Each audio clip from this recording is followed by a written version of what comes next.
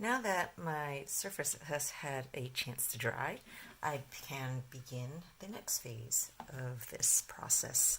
So the ink that I used, the Winsor Newton stuff that you saw me use in the previous phase, it is, as you see here, non-waterproof.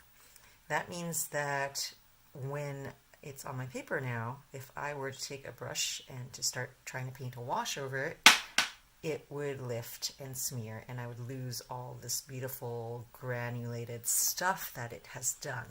So in order to prevent that from happening, there are two options that I use. One of them is to just spray with a workable fixative, and the second option is I use Daniel Smith transparent watercolor ground. It's called transparent, but as you can see, it is not. It's actually more translucent if you use it thin enough. If you use it thick, it will start to get milky on your surface. So I try to keep my layers very thin when I'm using this. But what I'll do is I'll take a flat brush like this, and I will just dab lightly in the areas where I have a lot of the beautiful inky textures that I don't want to lose.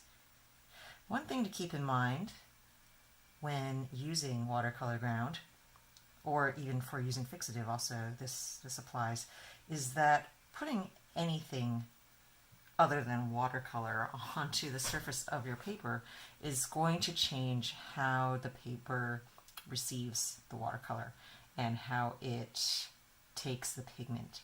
So what I mean by this is that you can't use watercolor ground on an area and then expect that when you paint over it later, there's going to be a smooth transition of your color without any noticeable variation. There's going to be a definitive variation to the textural quality of things. So, in this situation where my whole purpose is to get variation of texture, that's not an issue for me. So it's more of an issue if you were trying to use it to, I don't know, in some smooth area where you were going to have some nice, beautifully graded wash.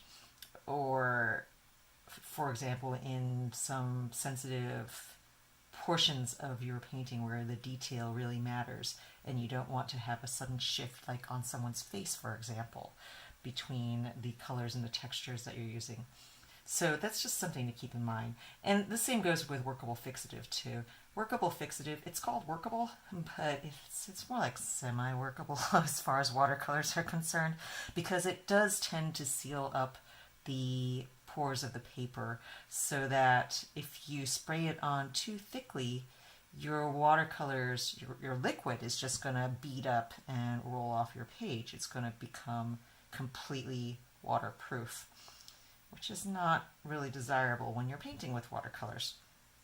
So if I do use workable fixative in a situation like this, I try to only spray it in the areas where I know I need it. So in this piece, if I were to use workable fixative, what I like to do actually is I'll take a paper towel or a piece of paper and just sort of loosely crumple it up and cover up the areas where I don't want the spray to be. And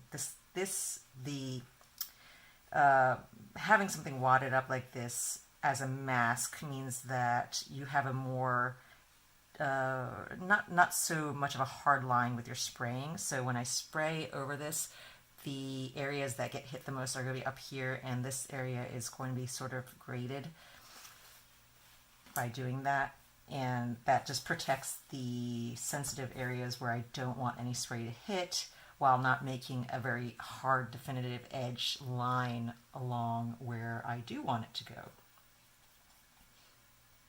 So those are just two of the options. And then I have to let this dry. This takes about 15 minutes to half an hour. It depends on how thickly I've painted my watercolor ground. And I haven't actually painted it very thickly. It's pretty thin. All you need is a very slight layer.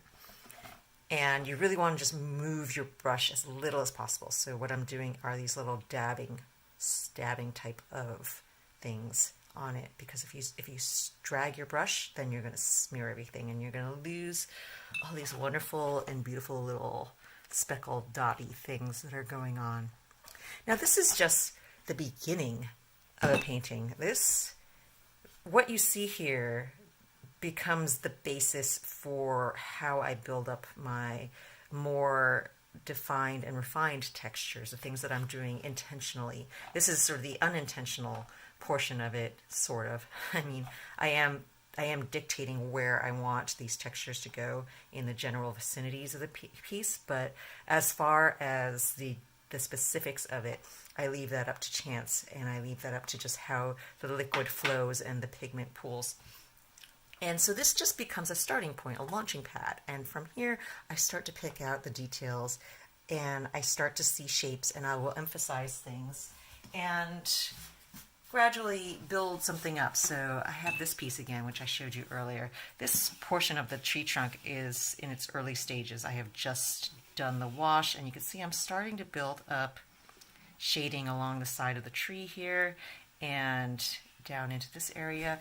In the upper portions of this painting, it's pretty developed, and you see traces of that inky texture in here, but you don't really see it in its raw form as you see over here, because I've utilized it just to sort of inform my decision-making process as I create my more intentional textures and things.